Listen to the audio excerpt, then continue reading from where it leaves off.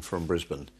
By law, it's compulsory in most states for new homeowners and anyone doing residential renovations over $12,000 to take out home builders' warranty insurance through their builders.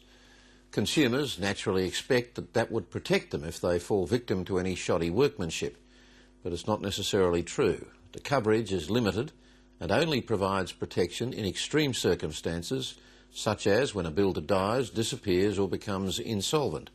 Consumer groups have branded it, quote, a junk product, and although it's been the subject of more than 30 state and federal inquiries, many homeowners are still being left in the lurch. Lisa Whitehead reports. It was a terrible outcome for us. We invested so much money and so much time and so much effort. Yeah, it was terrible. Melbourne couple Sonya and Deon paid the builder of their new house $300,000 before discovering a string of major defects in the construction work. We were supposed to have three-phase underground power to this house, but we have single-phase overhead power, so that's a big problem. We have undersized gas pipes, the drainage was really poor, and all three bathrooms have to have all the tiles ripped off. The Isaacs won an order against the builder in the Victorian Civil and Administrative Tribunal, or VCAT, for $52,000, as well as their agreed legal costs. The amount of money that we'd spent in barristers' fees, solicitors' fees, experts' fees, VCAT hearing fees was well in excess of like $120,000, $130,000. The builder didn't pay up and went into voluntary administration, allowing the Isaacs to make a claim on their builder's warranty insurance, only triggered when a builder goes into insolvency, dies or disappears. The insurance company Vero refused to cover the Isaacs' legal costs.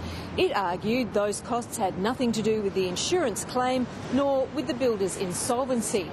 VCAT agreed, ordering the insurer to pay the Isaacs only the $52,000 owed to them by the builder, leaving the couple more than $100,000 out of pocket. The insurance policy is an absolute waste of ink. There's nothing in that policy that says that legal costs associated with pursuing the builder are not covered in that policy. It says loss and damage resulting from defective and incomplete works. And if legal costs aren't loss and damage, I don't know what is.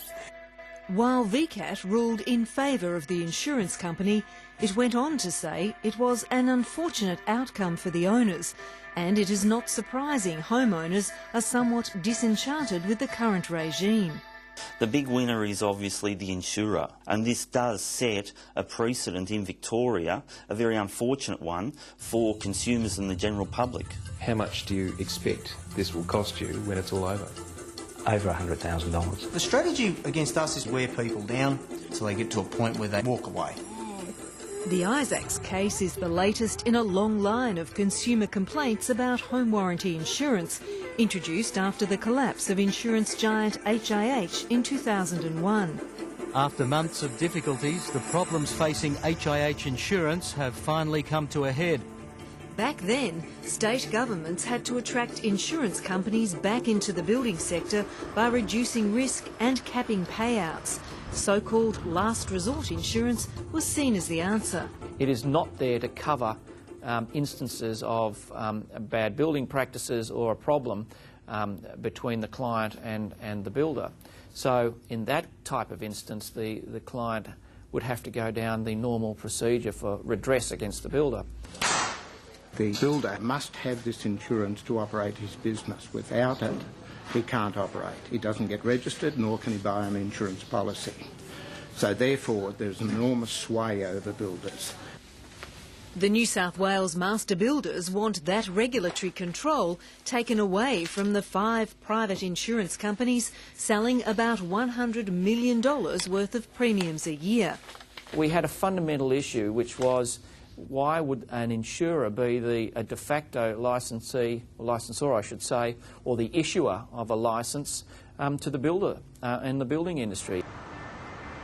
In contrast, the other major organisation representing the building trade, The Housing Industry Association says the fault lies with flaws in the dispute resolution process rather than the insurance system. HIA is a joint partner in the country's biggest broker of home builders warranty insurance.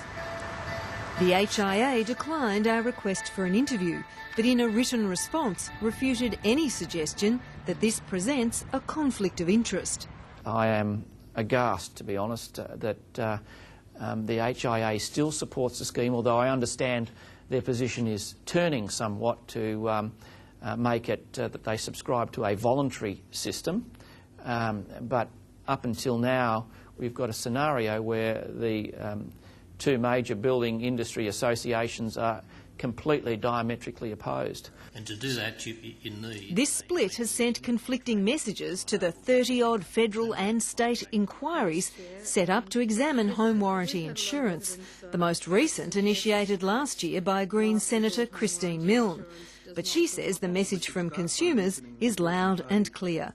Every time they went to court, it was costing them more and more, and at the end of the day, they lost a fortune. The case for change was bolstered by the release of figures by the Financial Ombudsman in December, showing warranty insurance was the worst performing insurance in the country, with nearly half of all claims rejected. It is clear that it is a junk product, that claims are rejected at a ratio many, many times more than is acceptable. 45% rejected claims with home warranty insurance, 2% rejection rate for all other insurance products. Something's going wrong here. I had suspected that we did have a major problem. I think the figures, if anything, confirmed my suspicions. But those figures were released 1 month after the Senate committee made its recommendations. It endorsed some discrete changes, including extending the grounds for triggering a claim, something New South Wales plans to introduce this month. It also recommended dropping the word warranty to avoid consumer confusion. All we got was effectively a very weak Senate report, and you have to wonder why it is that the government really backed off when they should have been able to see that this is a disaster. The Senate committee rejected calls to bring in a Queensland-style government-backed system or to follow Tasmania's lead and make it voluntary. I think the problem with making it voluntary is that the people who take out the insurance, the builders, aren't the people who benefit from the insurance, the clients. So I think all these issues need to be on the table, and it would be good to get a much more rational system. This month, the Federal Consumer Affairs Minister and his state counterparts agreed to another review of home builders' warranty insurance to improve consumer protection. But those who have waged a campaign on behalf of consumers say that doesn't go far enough. Chris Bowen cannot get away with just saying he's worried about its underperformance. He should worry about the product altogether and show some leadership in getting the states to agree to abolish it altogether. You feed the fish. Sonya and Deon Isaacs just want an end to their financial nightmare. Their $360,000 dream home ended up costing them around $500,000. But Victorian Consumer Affairs recently knocked back their request to fund an appeal to the Supreme Court, saying it wasn't in the public interest. We exhausted every avenue. We followed the judicial system.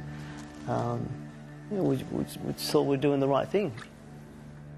I just don't have faith in the whole system. Nothing like a good review to fix a problem. Again, Lisa Whitehead with that report.